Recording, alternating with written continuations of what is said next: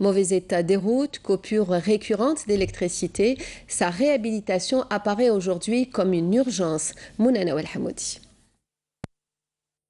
Dégradation des routes, absence d'éclairage public et vente illégale des parcelles de terrain, telle est la situation dans la zone industrielle Ain El-Hadjar, située à 10 km du chef-lieu de la wilaya de Saïda.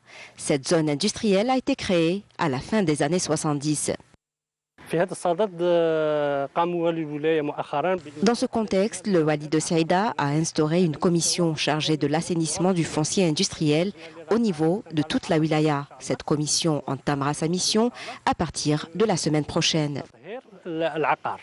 Ici, quelques travaux d'aménagement ont été réalisés. Cependant, les coupures récurrentes d'électricité entravent souvent l'activité économique de ces usines. La réhabilitation de cette zone est plus que nécessaire. Il faut rénover les routes et installer un réseau d'éclairage public, car la nuit, la région sombre dans le noir.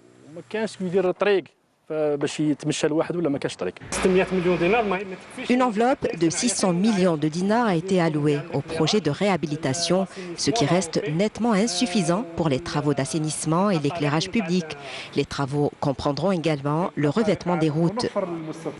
Certains investisseurs se plaignent par ailleurs du retard dans la remise des autorisations d'activité. Nous sommes fin prêts à lancer la production, mais nous n'avons toujours pas reçu les autorisations pour pouvoir acheter la matière première. Rien que pour cela, nous devons faire des allers-retours au ministère en vue d'obtenir cette autorisation. Les investisseurs appellent les pouvoirs publics à leur faciliter les démarches en vue de pouvoir lancer leur production. En attendant, cette usine, mais aussi d'autres groupes industriels, restent fermés.